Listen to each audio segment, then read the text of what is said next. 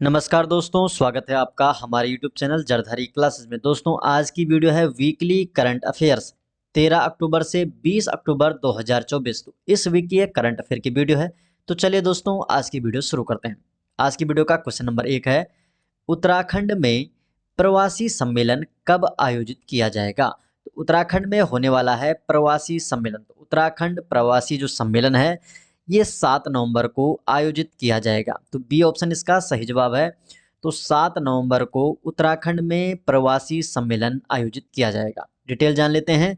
तो सीएम पुष्कर सिंह धामी की पहल पर पहली बार प्रदेश सरकार प्रवासी उत्तराखंडी सम्मेलन करने जा रही है और इस सम्मेलन में प्रवासियों को सम्मानित किया जाएगा।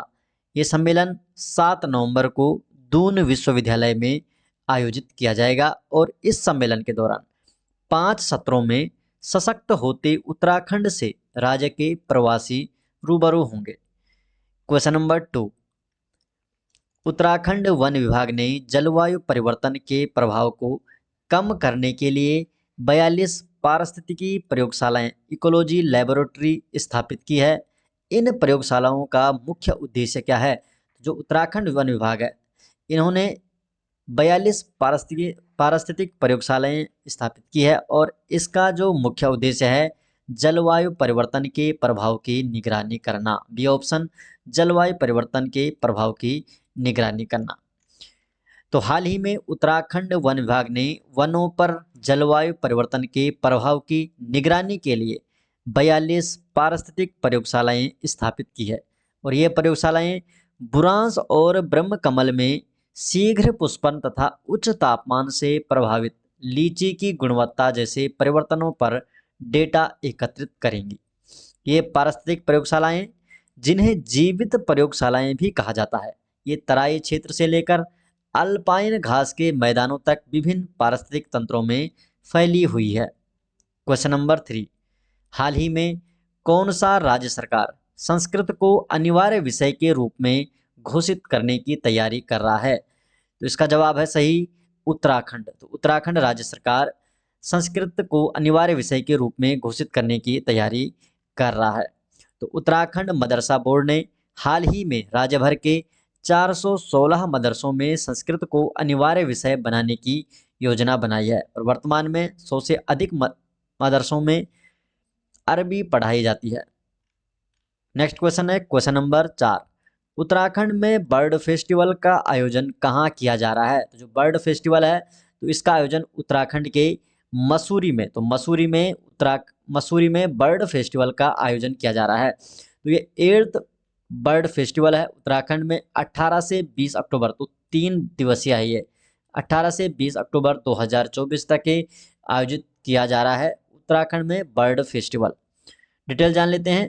तो उत्तराखंड के मसूरी में विनोग हिल वन्यजीव विहार विनोग हिल वाइल्ड लाइफ में 3 दिवसीय 8वां उत्तराखंड बर्ड फेस्टिवल का आयोजन 18 से 20 अक्टूबर 2024 में मसूरी वन विभाग के तत्वाधान में आयोजित किया जा रहा है और जो कार्यक्रम है इसका शुभारंभ वन मंत्री हैं सुबोध उनियाल और धनोल्टी विधायक प्रीतम सिंह पंवार ने किया है।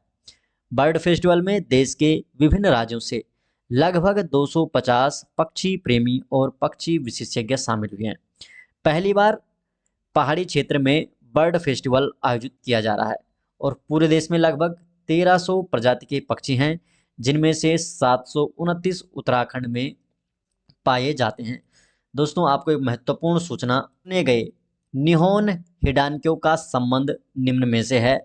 तो इसका संबंध है जापान से। बी ऑप्शन इसका सही जवाब।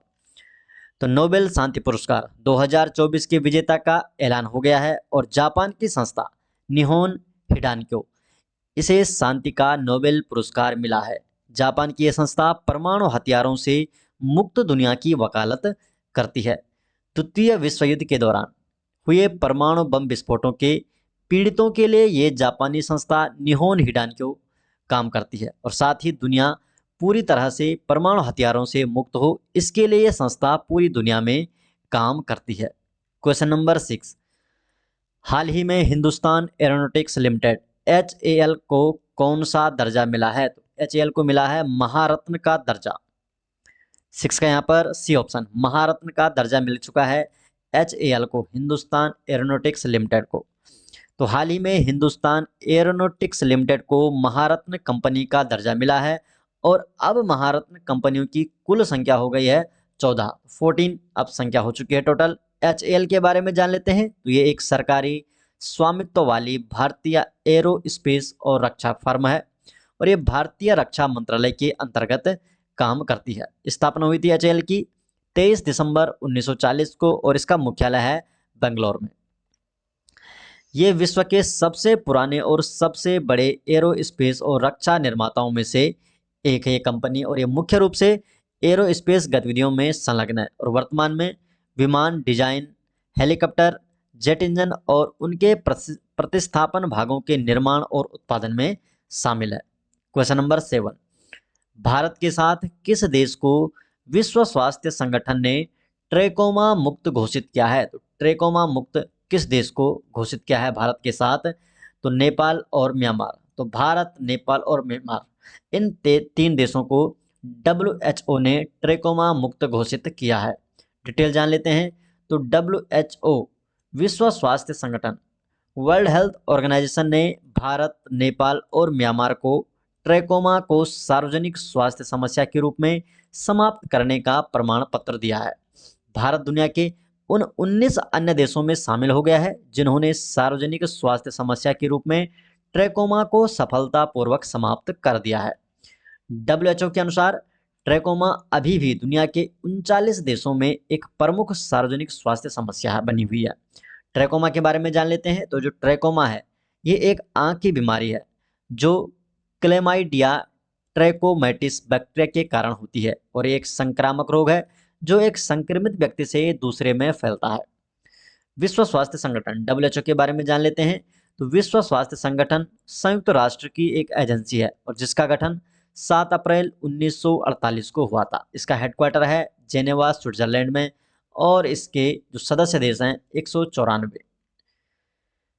क्वेश्चन नंबर 8, विश्व छात्र दिवस कब मनाया जाता है? तो विश्व छात्र दिवस हर साल 15 अक्टूबर को मनाया जाता है। तो सी ऑप्शन इसका सही जवाब है। तो प्रत्येक वर्ष 15 अक्टूबर को विश्व छात्र दिवस मनाया जाता है और ये दिवस पूर्व राष्ट्रपति और missile man doctor APJ Abdul Kalam की जयंती पर मनाया जाता है और इस दिवस का उद्देश्य है कलाम साहब के शानदार योगदान को याद करना और शिक्षा के महत्व पर प्रकाश डालना। विश्व छात्र दिवस 2024 की थीम रखी गई है छात्रों के भविष्य के लिए समग्र शिक्षा और इस दिवस को मनाने की शुरुआत हुई थी वर्ष 2010 में। तो 2010 से इस दिवस को मनाया जा रहा है। नेक्स्ट क्वेश्चन की बात करते हैं। Question number 9, Indian development and economic assistance scheme ideas के तहत भारत सरकार से रुपये में ऋण प्राप्त करने वाला दुनिया का पहला देश कौन सा बना है? तो दुनिया का पहला देश बना है मॉरिशस। बी ऑप्शन सही जवाब है। डिटेल जान लेते हैं। तो भारत सरकार के भारतीय विकास और आर्थिक सहायता योजना ideas, Indian development and economic assistance scheme, इस कार्यक्रम के अंतर्गत भारत ने मॉरिशस सरकार को 487.60 करोड़ रुपए का ऋण प्रदान किया है और ये पहली बार है कि भारत ने आइडियाज कार्यक्रम के तहत किसी विदेशी सरकार को भारतीय रुपए में ऋण प्रदान किया है। क्वेश्चन नंबर 10 है, विश्व खाद्य दिवस कब मनाया जाता है? जो विश्व खाद्य दिवस है तो ये हर साल 16 अक्टूबर को मनाया जाता है। 16 अक्टूबर को विश्व खाद्य दिवस के रूप में मनाया जाता है। प्रत्येक वर्ष 16 अक्टूबर को विश्व खाद्य दिवस मनाया जाता है और वर्ष 2024 की विश्व खाद्य दिवस की थीम रखी गई है right to food for a better life and a better future, बेहतर जीवन और बेहतर भविष्य के लिए भोजन का अधिकार। विश्व खाद्य दिवस की शुरुआत संयुक्त राष्ट्र खाद्य एवं कृषि संगठन के 20वें महासम्मेलन में हुई थी। वर्ष 1945 में रोम में खाद्य एवं कृषि संगठन FAO, food and agriculture organization की स्थापना हुई थी। FAO विश्व भर में भूख और कुपोषण से लड़ने के लिए समर्पित एक अंतर्राष्ट्रीय संगठन है। FAO ने वर्ष 1981 से प्रत्येक वर्ष 16 अक्टूबर को विश्व खाद्य दिवस मनाने का निर्णय लिया और तब से लेकर हर साल 16 अक्टूबर को विश्व खाद्य दिवस के रूप में मनाया जाता है। भारत में भुखमरी की स्थिति की बात करें तो जो ग्लोबल हंगर इंडेक्स है GHI, तो GHI 2024 की जो रिपोर्ट है इसके अनुसार भारत 127 देशों में 105वें स्थान पर है ग्लोबल हंगर इंडेक्स में। तो दोस्तों ये हो गए इस वीक के करंट अफेयर और जो ये सभी नोट्स है